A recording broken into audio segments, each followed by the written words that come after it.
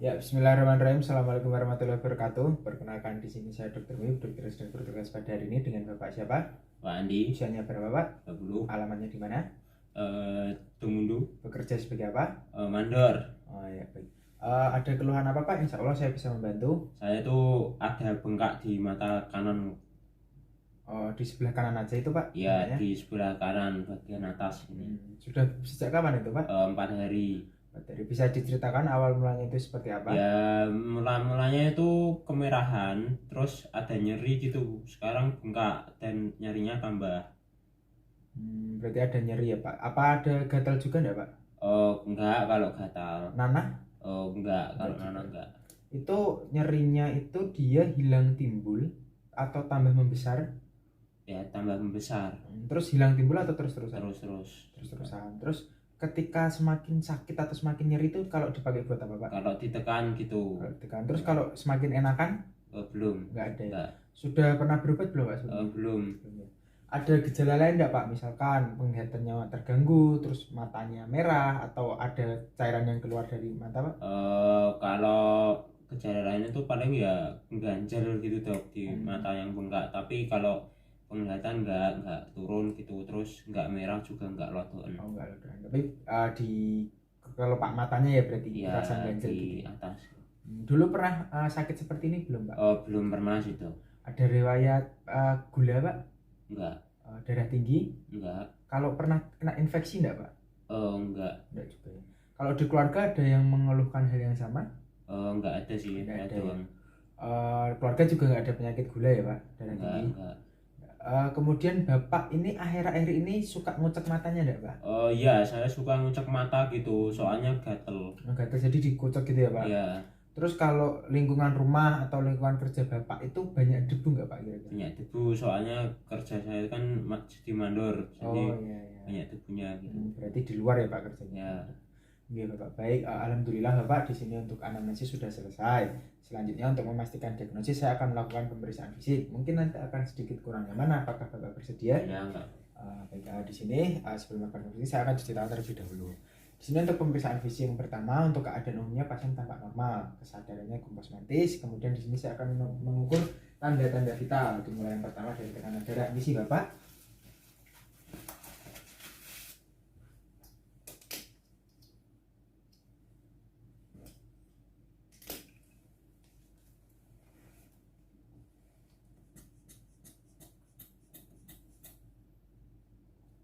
Sini untuk tekanan darahnya 110/80, berarti masih normal. Kemudian untuk nadinya disamakan kanan dan kiri, di sini reguler menghitung pada salah satu nadi, di sini kuat angkat, kemudian daya tegangannya cukup. Kemudian saya akan menghitung dalam 1 menit. Di sini hasilnya adalah 85 kali per menit yang berarti normal. Kemudian untuk respiratory rate bisa melihat pada toraks pasien atau diukur menggunakan stetoskop ya. Di sini selama 1 menit dihitung di sini Bapak. Di sini setelah 1 menit didapatkan hasil 22 kali per menit yang berarti dia masih normal. Untuk suhu di sini pada aksila selama 10 menit di sini hasilnya adalah 36,5 ya, berarti masih normal. Kemudian di sini selanjutnya pemeriksaan generalisata dalam batas normal, selanjutnya ke pemeriksaan lokalis, pemeriksaan yang lokalis yaitu pada mata, di mana yang pertama di sini pada lapang pandang Bapak diperiksa pada mata yang sakit dulu. Di sini berarti mata kanan, mata kirinya bisa ditutup, Pak. Bapak di sini Bapak mata kirinya melihat tepat pada mata saya. Nanti akan saya tunjukkan jari saya dari samping. Kalau sudah terlihat dan kelihatan angkanya berapa, segera bilang ya, Pak. Sudah terlihat belum, Pak? Terlihat 2. Ini, Pak? Terlihat 2. Ini? Terlihat 2. Ini pada 8 mata arah. Terlihat 2. Terlihat 2. Terlihat 2. Terlihat 2. Terlihat 2. Terlihat 2. Terlihat 2. Di sini kemudian untuk mata kanan dia normal, kemudian mata kiri mata tutup. Di sini berapa, Pak? Terlihat 2. Ini? Terlihat 2. Ini? Terlihat 2. Ini? Terlihat 2. Ini? Terlihat 2. Ini, Pak? Terlihat 2. Ini? Terlihat 2. Ini?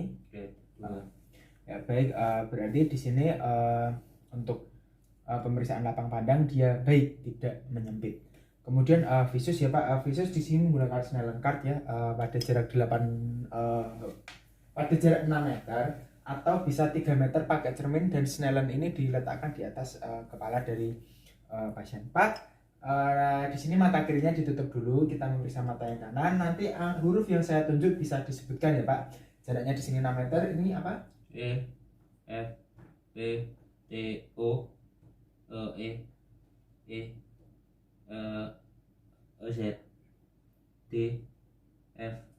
Baik, di sini untuk mata kanan visusnya 6/6.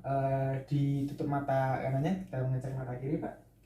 E, F, P, O, E, Z, F, E, D.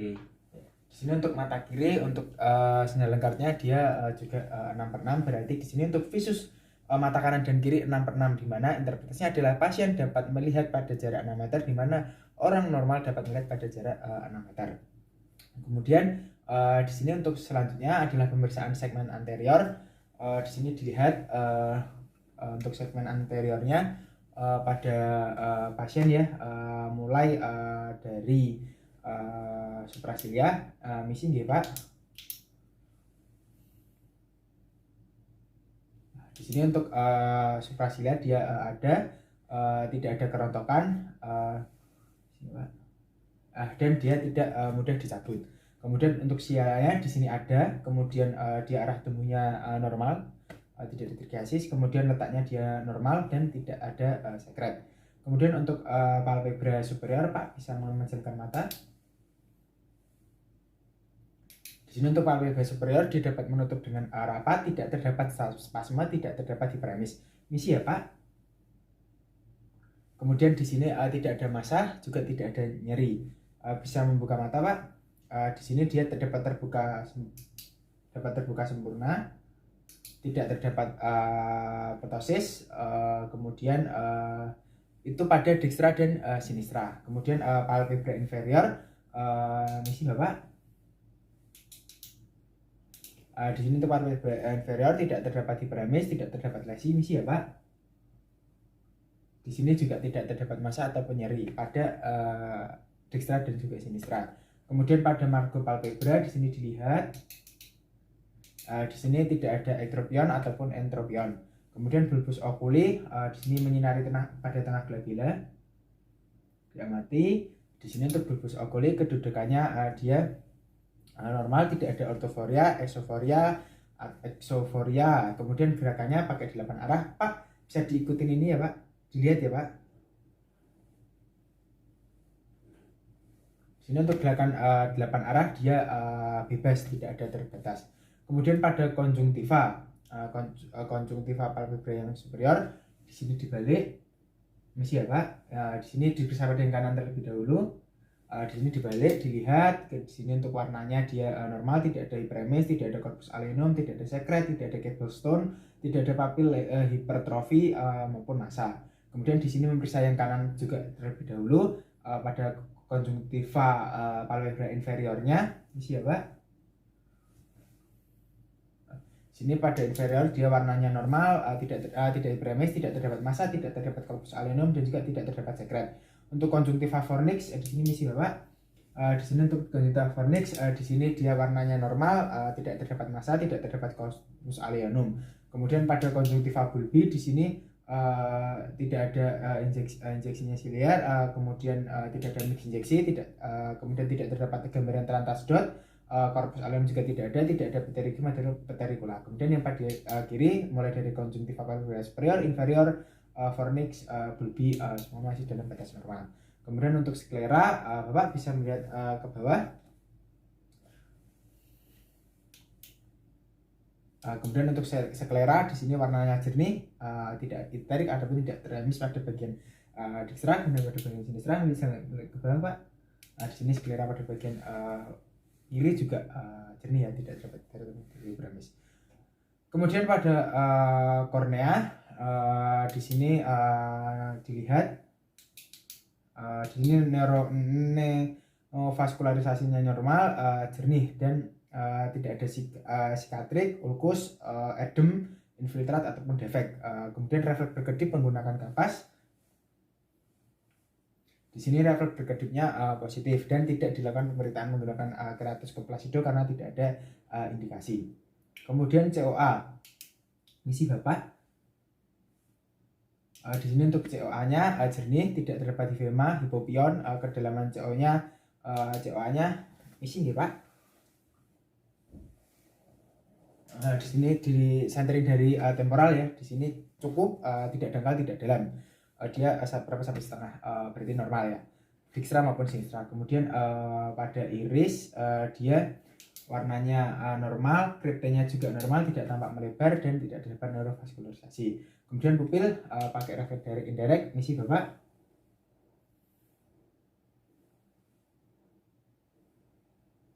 Di sini untuk refleks direct indirect dia normal, tidak ada isokor atau anisokor. Kemudian untuk bentuk pupilnya dia bulat, sentral, reguler. Kemudian untuk lensanya dilihat juga jernih. Kemudian pemeriksaan tekanan bola mata, tedik ya. Di sini Bapak bisa misalkan mata. Di sini pada dijkstra dan sinistra tekanan bola matanya dia normal, sama seperti hidung, tidak meningkat ataupun tidak menurun, tediknya masih normal. Kemudian untuk buta warna kita pakai kartu Ishihara. Bapak nanti ini ada buku, coba dibaca angkanya ya Pak secara acak. Kalau ini berapa Pak? 7 ya benar ya Pak. Kemudian ini 23, yang ini 17, kalau yang ini 18, kalau yang ini 6. Mohon maaf Pak, meriksa yang kanan, yang kiri ditutup. Ini 7, ini 8, ini 9, ini 10, kemudian yang kanannya ditutup Pak. 6, 9, 11, 20. Ya baik, di sini untuk buta warna dia normal, dapat membaca buku Ishihara secara acak. Kemudian di sini untuk interpretasi berarti dia tidak buta warna ya. Kemudian Bapak alhamdulillah di sini pemeriksaan sudah selesai. Selanjutnya Bapak bisa kembali saya akan merapikan alat dan mencuci tangan terlebih dahulu. Jadi Bapak berdasarkan hasil pemeriksaan tadi di sini untuk pemeriksaan fisik, pemeriksaan dan anamnesis, di sini Bapak mengalami hordeolum externum. Hordeolum externum ini dengan nanti diagnosis mania ada zeolitis preseptal, kalazion maupun granuloma pyogenik. Kemudian untuk tata laksana di sini nanti akan saya berikan obat berupa dia chloramphenicol eye ointment ya. Nanti diteteskan secara mata ini oculi dextra pada bagian yang kanan atau yang sakit saja.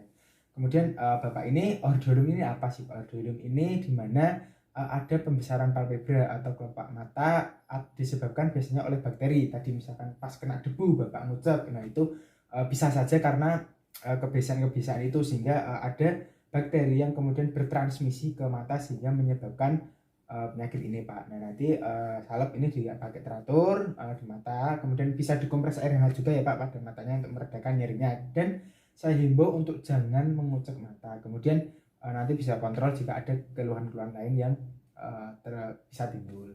Mungkin itu saja Pak dari saya. Apakah ada yang ditanyakan? Tidak. Baik, terima kasih. Wassalamualaikum warahmatullahi wabarakatuh.